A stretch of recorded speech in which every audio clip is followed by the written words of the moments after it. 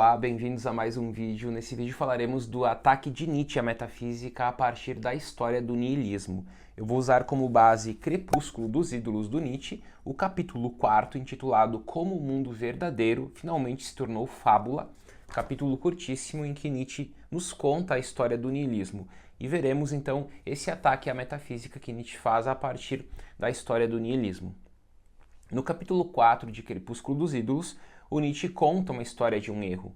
E o erro é a criação de um outro mundo, o chamado ídolo do mundo verdadeiro. Então, quando nós falamos que há um outro mundo, e esse mundo é o verdadeiro, então isso significa que o primeiro mundo seria um mundo falso. E isso é um ídolo. Mas o que é ídolo para Nietzsche?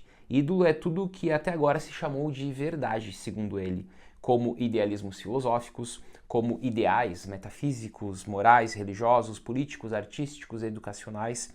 Ele fala de ídolos de época, como Wagner, ele fala de ídolos eternos, como Deus cristão. Bom, este ídolo de um mundo verdadeiro, que é o ídolo que estamos mencionando aqui, que é a base da metafísica, daí o ataque de Nietzsche a este mundo verdadeiro, a esta metafísica, este ídolo de um mundo verdadeiro é o protótipo da metafísica. Necessariamente dualista, porque nós estamos aqui falando de duas coisas, de dois mundos, né? Daí o dualismo, venerando um além imaginário, batizado como, por exemplo, o ser ou a ideia em Platão, daí o mundo das ideias, o Deus cristão, ou mesmo a coisa em si kantiana. Aqui Nietzsche então apresenta neste capítulo 4 as formas de niilismo que ele vai combater ao longo de sua obra. Então nós temos aqui apresentados por Nietzsche essas formas de niilismo, e é isso que nós veremos a partir de agora. A primeira forma de niilismo é o platonismo, e Nietzsche fala do platonismo da seguinte forma: é a raiz do niilismo. O platonismo é a raiz do niilismo. A verdade está no outro mundo, no mundo fora deste, no mundo verdadeiro, no mundo das ideias. Portanto, o niilismo platônico, sendo esse niilismo base, a raiz do niilismo, diz que a verdade não está neste mundo, que é o mundo dos sentidos, sensível, mas a verdade está em outro mundo, que é o mundo das ideias, o mundo inteligível. E aí, Platão funda assim com esse dualismo, com essa criação de um outro mundo, de um mundo verdadeiro, a base do niilismo. Porque nós negamos algo, negamos este mundo para falar que a verdade está em outro mundo. Primeira forma de niilismo, platonismo. Segunda forma de niilismo, o cristianismo. O cristianismo será aqui apresentado por Nietzsche como o progresso da ideia. Se Platão é a raiz do niilismo, o cristianismo é o progresso da ideia. Segundo Nietzsche, eu construo a minha vida a partir de um mundo fora deste. O niilismo aqui significa a negação da vida em nome de uma outra vida, de uma vida melhor, que é o que o cristianismo faz. A vida que importa, a melhor vida é a vida fora deste mundo. E tudo aquilo que eu faço neste mundo é pensando neste outro mundo. A negação do mundo em nome de um outro mundo aqui, de um mundo verdadeiro, está na base do cristianismo. Por isso Nietzsche vai acusar também, além do platonismo, o cristianismo como essas duas vertentes aí do niilismo que ele está combatendo. Se a religião judaico-cristã e a metafísica socrático-platônica são por natureza niilistas, é porque julgam e desvalorizam a vida temporal a partir do mundo suprassensível e eterno, considerado verdadeiro. Tanto o Platão como o cristianismo são dualistas nesse sentido. Ambos apontam a verdade, o mundo verdadeiro, fora deste mundo, e assim desvalorizam este mundo e desvalorizam a vida deste mundo. Então, mais uma forma de niilismo, mais um erro contado aqui, mais um mundo verdadeiro que Nietzsche está apresentando aqui, metafísica, portanto, que ele está atacando, que ele está criticando. A terceira forma de niilismo que ele apresenta aqui no capítulo 4 de Crepúsculo dos Ídolos é com Kant. E aqui ele chama esse niilismo de niilismo como estado psicológico. Vou comentar então um pouco esse niilismo kantiano como estado psicológico.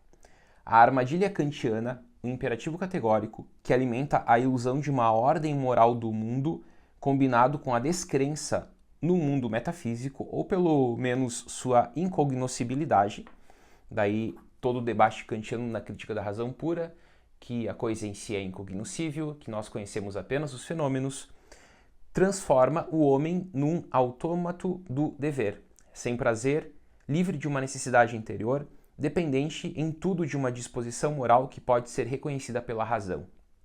Agora, não mais se precisa de garantia divina, a razão ocupa o lugar. Por isso, essa forma de niilismo, posta aqui pelo Kant, esse niilismo como estado psicológico, está atrelado à razão, está atrelado ao dever, está atrelado ao imperativo categórico. Não precisamos mais de Deus, o Deus dos medievais, por exemplo. Agora é no próprio ser humano que nós encontramos essa fonte da verdade, que é justamente a questão da razão. Então o niilismo como estado psicológico também é uma forma de niilismo. É quando nós negamos algo e nos apegamos a uma verdade. E essa é a forma 3 contada aqui por Nietzsche na história do niilismo. Vamos para a quarta forma do niilismo agora que Nietzsche apresenta. A quarta forma é o positivismo. E aqui ele chama esse niilismo de niilismo incompleto. Eu vou retomar. Platonismo é a raiz do niilismo. O cristianismo é o progresso da ideia. O Kant é o niilismo como estado psicológico. E agora o positivismo é o niilismo incompleto. Sobre o positivismo e esse niilismo incompleto, ele diz: se em Platão, primeira forma, no cristianismo, a segunda forma, e em Kant, a terceira forma, há uma relação positiva com o mundo verdadeiro, o positivismo será um momento de ruptura com os valores decorrentes da crença do verdadeiro mundo. É o momento de ruptura com o além, com o mundo além. Por quê? Porque aqui nós temos a tese do Deus está morto. Com o positivismo, então, nós buscamos a verdade neste mundo e não mais em outro mundo. Por exemplo, o mundo das ideias de Platão, o céu do cristianismo, a razão do Kant, a razão como essa fonte da moral do Kant. Não, agora nós buscaremos pelo positivismo a verdade neste próprio mundo, mas nós continuaremos buscando a verdade. Nós continuaremos buscando isso que é a base da metafísica, que é essa verdade atemporal, eterna. Mas agora no próprio mundo, por isso nós não precisamos mais do Deus, por exemplo. Daí o Deus está morto. Aqui Nietzsche diz: manhã cinzenta, primeiro bocejo da razão, canto de galo do positivismo. Ou seja, ela começa a ficar cansada desse mundo que nunca chega. Esse outro mundo, o além, nunca chega. Então ela cansa. E essa ideia começa a parecer descartável, inútil, eliminável deste outro mundo. Não serve mais e não obriga a nada. Os antigos valores são colocados em questão, mas em seu lugar são erigidos outros tão ascéticos quanto os anteriores. Há, portanto, uma substituição de valores. Porém, o que surge no lugar dos valores antigos é algo tão ascético quanto os anteriores. E aqui nós temos as ideias diante do positivismo, diante da ciência desse período, diante desta manhã cinzenta, como ele diz, primeiro bocejo da razão, canto de galo do positivismo, nós temos nacionalismo, ciência, a ideia do bem da humanidade, o socialismo e outros ideais onde persiste a urgência da verdade. Em todos eles se busca essa exigência, essa urgência da verdade. E essa é mais uma forma de niilismo, que é a quarta forma. Passo para a quinta e penúltima forma, que é o niilismo completo. Diz Nietzsche sobre o niilismo completo. O niilismo completo se caracteriza pela destruição dos valores antigos e pela impossibilidade de novos valores ascéticos, excluindo todo o princípio organizador e toda a transcendência. Aqui, segundo ele, o mundo verdadeiro, que é um ídolo, que é a base da metafísica, essa metafísica dualista, platônica, do cristianismo. Então, o mundo verdadeiro, uma ideia que para nada mais serve, não mais obriga a nada. Ideia tornada inútil, logo refutada. Portanto, essa metafísica dualista é uma ideia inútil, refutada. Vamos eliminá-la, diz Nietzsche. E aí ele diz: dia claro, café da manhã, retorno do bom senso e da jovialidade. No positivismo ele tinha falado manhã cinzenta, primeiro bocejo da razão, canto do galo do positivismo. Agora, no niilismo completo, ele diz: dia claro, café da manhã, retorno do bom senso e da jovialidade. Portanto, aqui, ainda dentro da quinta forma do niilismo completo, o mundo se torna um eterno fluir e vir a ser, desprovido de sentido e de valor. Esse niilismo completo ele tem duas formas distintas, que é a forma do niilismo passivo e a forma do niilismo ativo. Qual a diferença do passivo e do ativo? Ambas presentes no niilismo completo.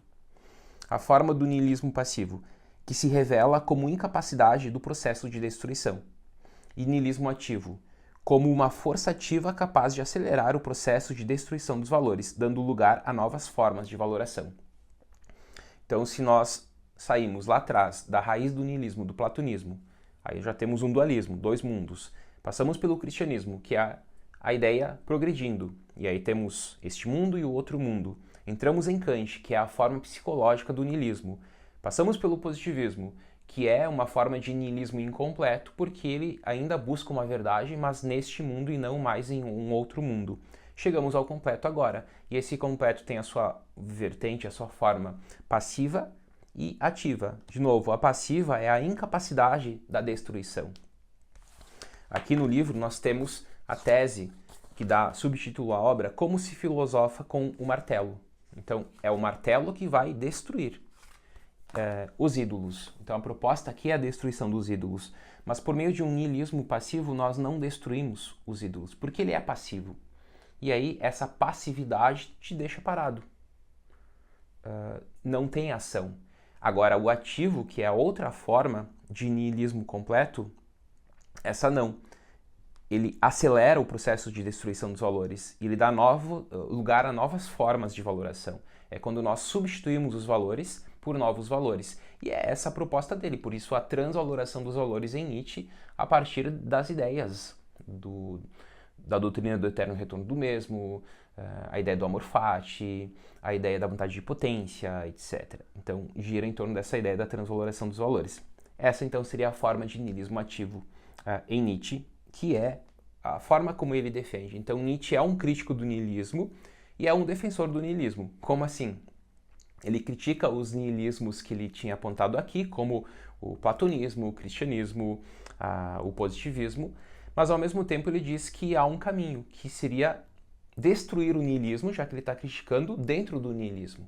E como ele vai destruir o niilismo dentro do niilismo? Por meio de um niilismo ativo, quando ele diz sim à vida, quando ele diz sim a tudo aquilo que o niilismo até agora destruiu. E essa é a forma que ele defende, o niilismo ativo, um niilismo do além-homem, um niilismo da transvaloração dos valores. Essa é a quinta forma, e eu passo agora à sexta e última forma que ele comenta. Por fim, temos a radicalização do niilismo. Então nós saímos da quinta forma do niilismo completo com duas versões, passivo e ativo. E agora a sexta forma é a radicalização do niilismo pela forma ativa dele. Esse niilismo extremo ou radical é a última expressão do niilismo ativo. Então, a última forma de niilismo é o chamado extremo ou radical, que é uma expressão do ativo. Radicalizar o niilismo ativo é transformar o niilismo de um conceito negativo em positivo, de um niilismo que nega o mundo para a suprema afirmação deste mundo. O niilismo tem essa conotação negativa de falta de sentido, de negação da vida e dos valores. Mas o que Nietzsche propõe para superá-lo é justamente a radicalização desse niilismo. Por isso, Nietzsche supera o niilismo radicalizando o niilismo, usando o próprio niilismo para superar o niilismo, por meio de sua radicalização. Por isso, o chamado niilismo extremo ou radical, que é o niilismo ativo tornado extremo ou radical. Abolimos, segundo Nietzsche, o mundo verdadeiro. O mundo verdadeiro, entre aspas, é o ídolo. É essa falsa noção, é essa mentira criada. É metafísica. Então, abolimos esse mundo verdadeiro, ou seja, abolimos a metafísica. É isso que ele está falando. Que mundo restou? O aparente, talvez? Não. O que existe é o real, o imanente. Com o mundo verdadeiro, abolimos também o aparente. Se nós abolirmos o verdadeiro, significa que o seu oposto, o aparente, também não existe. Porque só existe o verdadeiro se há o aparente. Se não há mais o verdadeiro, não há o aparente. Se não há o verdadeiro, não há o aparente, há o quê? Há o real, o único que existe. Então o mundo é o mundo real. E toda vez que nós falamos que há um mundo verdadeiro, estamos aqui pressupondo um outro mundo, que não é o verdadeiro, que seria o falso, que seria o aparente. Então, na verdade, Nietzsche, ao abolir o mundo verdadeiro, não está defendendo o mundo aparente, mas está abolindo o mundo verdadeiro e o mundo aparente, falando que existe apenas o mundo real. Aí ele diz: meio-dia, momento da sombra mais breve, fim do longo erro, apogeu da humanidade, começa Zaratustra. E aqui temos a ideia do eterno retorno, da radicalização desse niilismo, e esse eterno retorno que é uma afirmação da vida. Então, resumindo e retomando, primeira forma, raiz do niilismo, platonismo. Segunda forma, progresso da ideia, cristianismo. Terceira forma, niilismo como estado psicológico, Kant. Quarta forma, niilismo incompleto, positivismo. E aqui ele fala manhã cinzenta. Primeiro bocejo da razão, canto do galo do positivismo. Quinta forma, niilismo completo. Só que ele tem duas versões, a versão passiva e ativa. E a sexta forma é a radicalização, né, da versão ativa. É o chamado niilismo extremo ou radical. Na quinta forma, ele tinha falado dia claro. Na quarta forma, era a manhã cinzenta. Na quinta forma, é o dia claro, café da manhã, retorno do bom senso e da jovialidade. E na sexta forma, é o meio-dia. Então, nós saímos da manhã cinzenta do positivismo, passamos pelo dia claro do niilismo completo e chegamos ao meio-dia, que é o niilismo radical, o niilismo extremo. E o meio-dia aqui representa justamente o momento da sombra mais breve, ou seja, o fim do longo erro. Se essa história do erro, que é contada por Nietzsche por meio da história do niilismo, começa lá com o platonismo ainda, passa pelo cristianismo, vai para os modernos, o fim da história do erro é o meio-dia. Por quê? Porque ao meio-dia o sol está a pino. O sol estando a pino é o momento da sombra mais breve. Então aqui nós temos a metáfora do sol do meio-dia do Nietzsche, que ele diz que devemos sempre olhar para as questões, né, a partir do meio-dia. Por quê? Porque não há sombra nem para frente nem para trás. É quando nós não nos apegamos nem para frente nem para trás. E aí podemos pensar nem para o passado nem para o futuro, quando nós vivemos o aqui e agora, a vida tal como ela é, que é justamente a metáfora do meio-dia. O sol está a pino, sem fazer sombras, viver o aqui e agora. E, além disso, nós podemos vincular essa metáfora no alto da montanha. Então, devemos viver sempre no alto da montanha e ver as coisas de forma distante, e assim temos uma visão diferente das coisas com o sol a pino, sem fazer sombra nem para frente nem para trás. Bom, então nós mencionamos aqui um pouco da história do niilismo. Dentro dessa visão da metafísica, nós já temos aqui no canal um vídeo sobre metafísica, o que é metafísica, onde eu falo das 3 formas de metafísica no período antigo, medieval e moderno. E hoje, então, com esse vídeo, nós temos a crise da metafísica a partir dessa leitura do Nietzsche, com o ataque que ele faz à metafísica. Eu peço para vocês que chegaram até aqui se inscreverem no canal, curtirem esse vídeo, comentarem aqui nos comentários filosofar é preciso, e eu finalizo com um convite. Nós temos toda terça de noite uma aula aqui no YouTube, a chamada Terça Filosófica, em que eu apresento um assunto da filosofia dentro deste universo gigantesco. Então toda terça de noite nós temos uma aula. Eu peço para vocês se inscreverem no link que está aqui na descrição do vídeo, para vocês serem avisados sempre que a aula começar. Então assim vocês podem assistir às minhas aulas da Terça Filosófica. Espero que tenham gostado do vídeo, um forte abraço e até o próximo.